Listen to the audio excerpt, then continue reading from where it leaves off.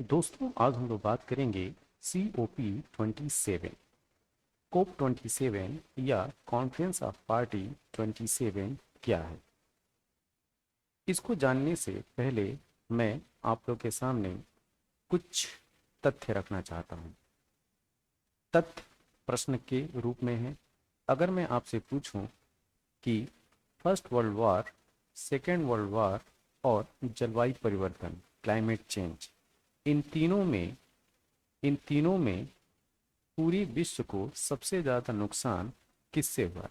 First world war से हुआ है कि सेकेंड वर्ल्ड वॉर से हुआ है कि जलवायु परिवर्तन या जिसको क्लाइमेट चेंज कहते हैं इंग्लिश में, उससे हुआ है?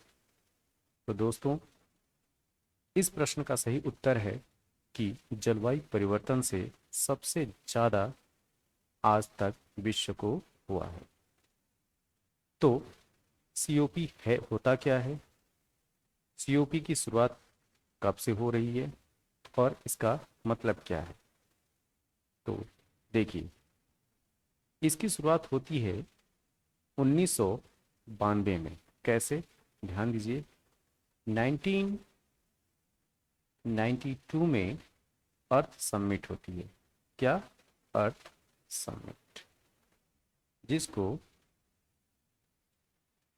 एजेंडा 21 के नाम से भी जाना जाता है। और ये होता है ब्राज़ील के शहर रियो डी जेनेरियो में। कहाँ? ब्राज़ील में। और ब्राज़ील के शहर रियो डी जेनेरियो में। ठीक। तो 1992 में यूएनएफ ट्रिपल सी की बात होती है। किसकी? UNF triple C. UNF triple C का फुल फॉर्म है United Nations Framework Convention on Climate Change. 1992 में इसकी बात होती है यूएनएफ ट्रिपल सी की, जब अर्थ समिट या एजेंडा 21 चल रहा था। कहाँ पे? ब्राजील के शहर रियो डी जेनेरियो में। इसका जो गठन होता है यूएनएफ ट्रिपल सी का, वो होता है 1994 में। 1994 में गठन होने के बाद इसकी मुख्य कार्यकारी जो यूनिट है उसको नाम रखा गया COP, कॉन्फ्रेंस ऑफ पार्टीज। ये जो कॉन्फ्रेंस ऑफ पार्टीज की बैठक स्टार्ट होती है वो 1995 से स्टार्ट होती है। इसका मतलब कि COP1 COP अगर फर्स्ट पूछा जाए तो वो 1995 में, 1995। अब प्रश्न ये आता है कि ये जो बैठक होती है COP की, कॉन्फ्रेंस ऑफ पार्टीज की, वो कहाँ होती है? तो वो होती है बर्लिन में। कहाँ? बर्लिन। और बर्लिन है कहाँ पे? बर्लिन है जर्मनी। ठीक है। अब हम आगे बढ़ते हैं। इसी क्रम में COP1 से लेके COP27 आ चुका है आज की डेट में। क्या? COP27 1995 से लेके आज तक की अगर बात किया जाए, आज 2022 चल रहा है, तब से हर साल 1995 के बाद हर साल कोप की मीटिंग होती है। तो ये तो थोड़ा इसका हिस्टोरिकल बैकग्राउंड था। एक और चीज़ याद रखिएगा, आप लोगों ने क्योटो प्रोटोकॉल का नाम सुना। Kyoto protocol.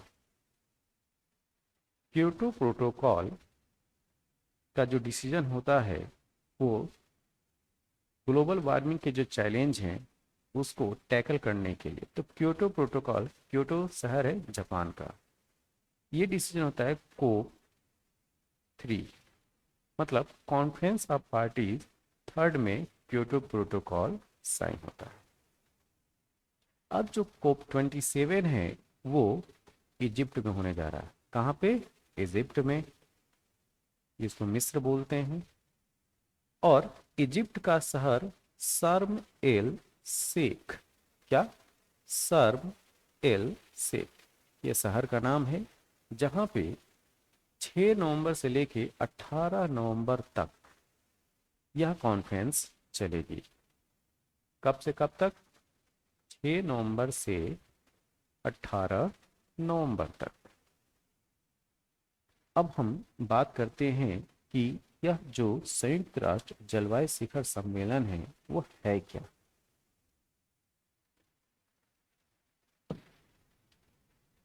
कोप 27, जैसे हमने बात किया कि ये 6 से 18 नवंबर के बीच में होगा। इसका मुद्दा पूरी तरीके से क्लाइमेट चेंज को लेके है। अब ये जो बैठक होती है सीओपी की, इन बैठकों की जरूरत क्या है? तो देखिए, धरती का तापमान लगातार बढ़ता चला जा रहा है। ठीक है, धरती का तापमान बढ़ने का मतलब ग्लोबल वार्मिंग। ग्लोबल वार्मिंग जिसको हम लोग वैश्विक तापन भी बोलते हैं। ठीक है, हिंदी में। अब ग्लोबल वार्मिंग का मुख्य कारण है क्या? इसका मुख्य कारण है मानव उत्पादित उत्सर्जन। और वो उत्सर्जन किसकी वजह से हो रहा है? कोयले के जलाने से, पेट्रोलियम प्रोडक्ट इस्तेमाल करने के, petrol diesel as a fuel इस्तेमाल करने से। इसका मतलब जो जीवाश्म ईंधन है जैसे तेल, गैस और कोयले के जलने से ग्लोबल वार्मिंग की प्रॉब्लम क्रिएट हो रही है। क्यों? क्योंकि ग्लोबल वार्मिंग जो गैसेज है जैसे कार्बन डाइऑक्साइड, मीथेन, ये फॉसिल फ्यूल्स के जलने के बाद ये मेन सोर्स हैं। ये उनके उत्सर्जी पदार्थ हैं। ठीक, कौन सी गैस है? Carbon dioxide, CH4। अब हम बात करेंगे कि ये चैलेंज है क्यों।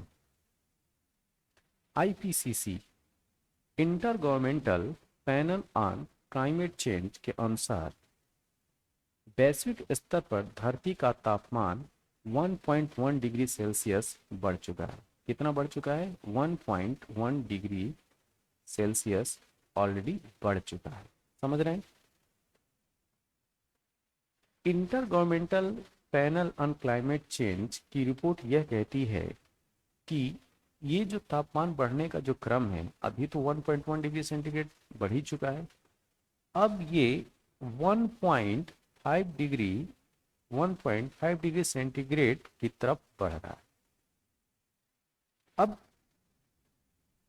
अब इनके मुताबिक, IPCC के मुताबिक, यदि तापमान 1850 सन 1850 के दशक के मुकाबले 1.7 या 1.8 डिग्री सेंटीग्रेड सेल्सियस तक अगर बढ़ जाता है तो दुनिया की आधी आबादी, ध्यान दीजिए, दुनिया की जो आधी आबादी है वो बहुत ही खतरे को झेलेगी। और खतरा कैसा? भीषण गर्मी का सामना करना पड़ेगा, सूखा का सामना करना पड़ेगा, फ्लड की सिचुएशन को झेलना पड़ेगा। ये चैलेंजेस होंगे लगभग आधी आबादी को।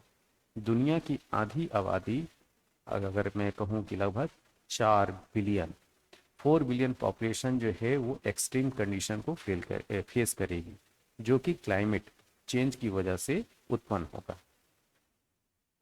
इसे रोकने के लिए पेरिस क्लाइमेट एग्रीमेंट होता है। ठीक, और पेरिस क्लाइमेट एग्रीमेंट में 194 देश, कितने? 194 कंट्री जो है वो पार्टिसिपेट करते हैं। और ये समझौता जो है वो 2015 में होता है। 2015 में जो देश हैं वो डिसीजन ये लेते हैं जो INDC के अंतर्गत में आता है। INDC का मतलब इंटेंडेड नेशनल डिटरमाइंड कंट्रीब्यूशन, कि ये जो देश हैं वो कोशिश करेंगे कि प्री इंडस्ट्रियल रिवॉल्यूशन के समय जो तापमान था उस लेवल से मैक्सिमम ग्लोबल जो तापमान है 1.5 डिग्री सेंटीग्रेड ही इनहेंस करेंगे या इंक्रीज करेंगे या यहाँ तक लाने की कोशिश करेंगे। तो ये तो INDC के तहत उन्होंने एक ये बात रखी। ठीक, लेकिन एक होता है लक्ष्य रखना और एक होता है उस लक्ष्य को हासिल करना।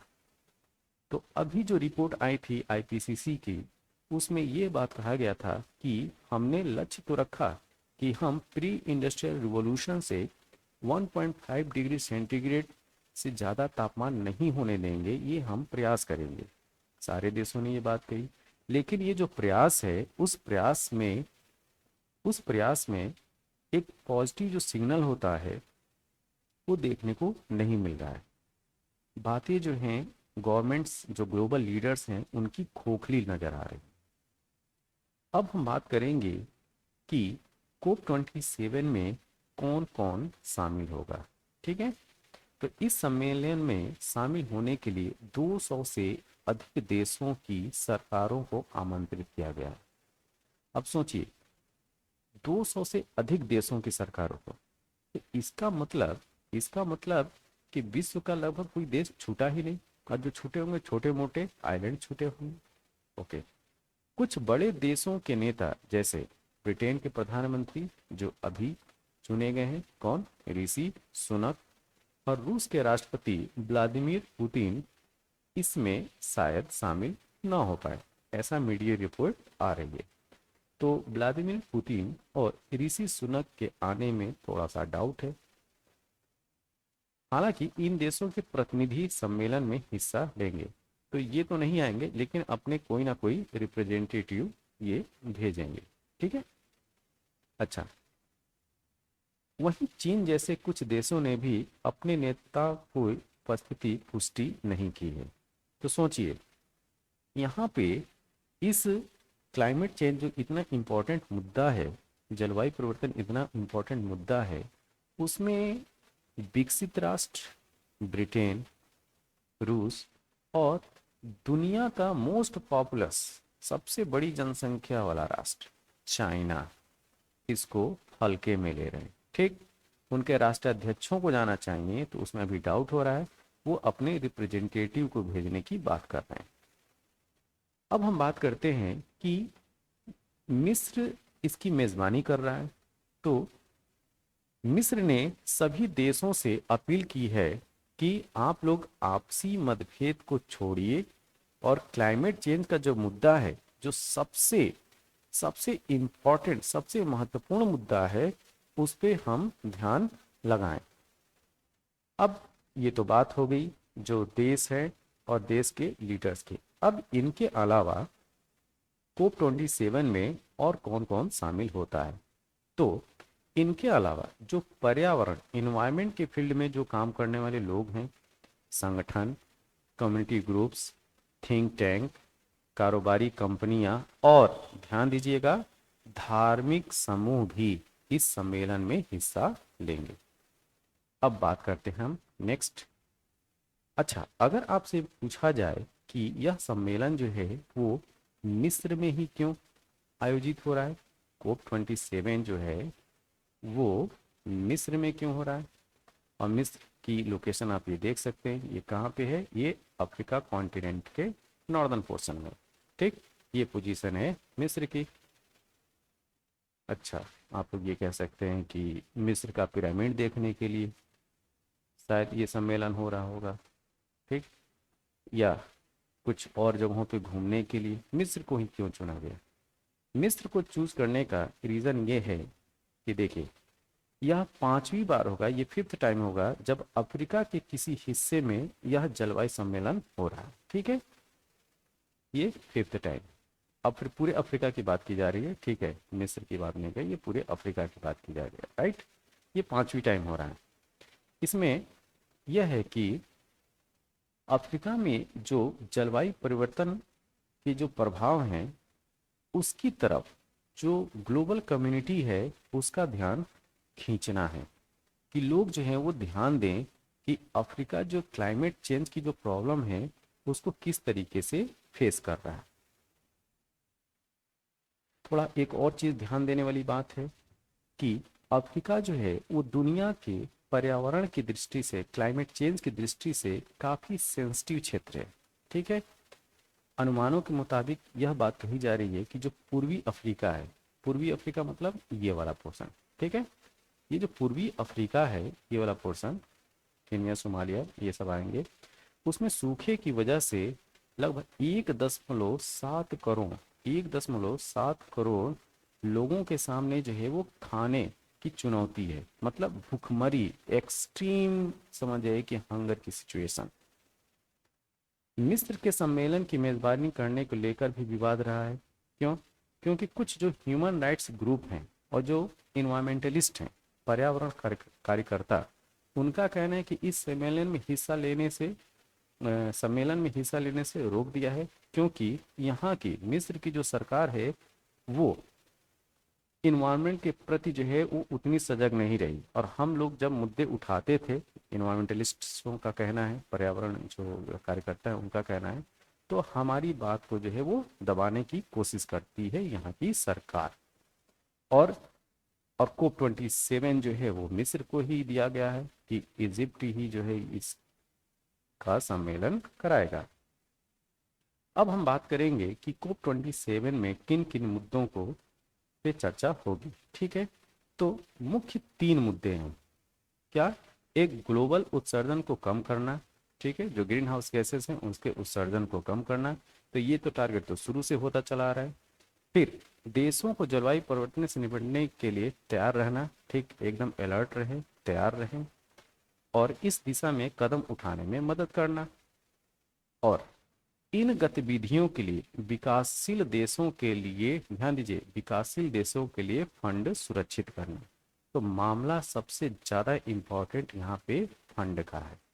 इसको हम नेक्स्ट स्लाइड में डिस्कस करेंगे। देखिए, जो मुद्दे हैं जो रखे जाएंगे क्या होंगे, इसकी हम पहले चर्चा कर लें, फिर फंड की बात करते हैं। देखिए, लैंगिक असमानता, कृषि और जैव विविधता, मतलब एग्रीकल्चर एंड बायोडाइवर्सिटी जैसे मुद्दों पर चर्चाओं और घोषणाओं के लिए इस सम्मेलन के लिए अलग अलग दिनों की अलग अलग थीम होगी। ठीक है, और जैसे पता है कि 6 नवंबर से लेके 18 नवंबर तक ये होना है, तो हर डे का एक अलग अलग थीम होगी और सब्जेक्ट्स क्या होंगे, लैंगिक असमानता, gender inequality, agriculture and biodiversity जैसे इसमें मुद्दे होंगे।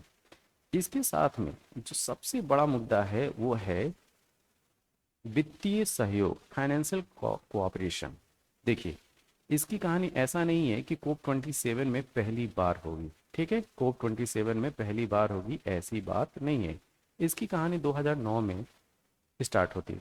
होता क्या है कि 2009 में विकसित देशों ने साल 2020 तक, कब तक, 2020 तक विकासशील देशों को उत्सर्जन कम करने और जलवायु परिवर्तन के लिए तैयार रहने के लिए 100 अरब डॉलर, कितना, 100 अरब डॉलर जो है वो देने की बात की।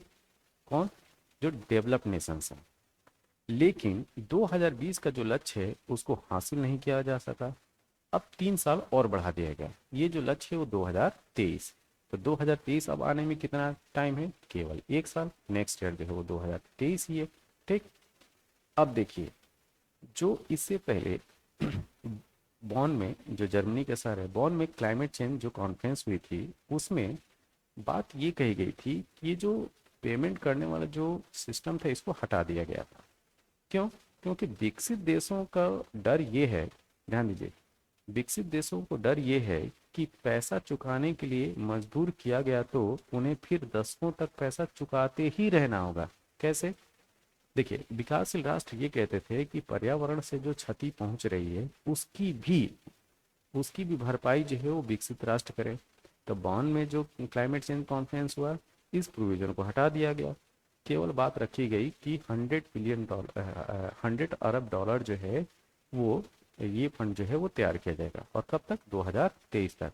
ये नहीं कि क्लाइमेट चेंज की वजह से विकासशील देशों में जो भी हानि हो रही है उसकी भी क्षतिपूर्ति जो है विकसित राष्ट्र करें।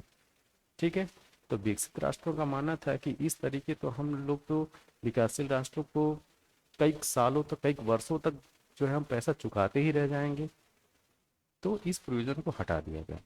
अब बस ये है कि 100 अरब डॉलर जो है वो 2023 तक इकट्ठा करना है, और ये जिम्मेदारी किसकी है? विकसित देशों के लिए। ठीक है, जिससे कि विकासशील देशों में क्लाइमेट चेंज को लेके कुछ इनिशिएटिव किए जा सके, ग्रीन टेक्नोलॉजी में इन्वेस्टमेंट किया जा सके। ठीक है, इस तरह की बातें हैं। तो ये कुछ मुद्दे थे हमारे सामने COP27 को लेके। आपको ये वीडियो कैसा लगा, ज़रूर अपनी राय कमेंट बॉक्स में दें, और जो भी त्रुटि हुई होगी उसको भी कमेंट बॉक्स में लिखें आप, और मैं इसको सुधारने की पूरी कोशिश करूँगा। तब तक के लिए थैंक यू, धन्यवाद।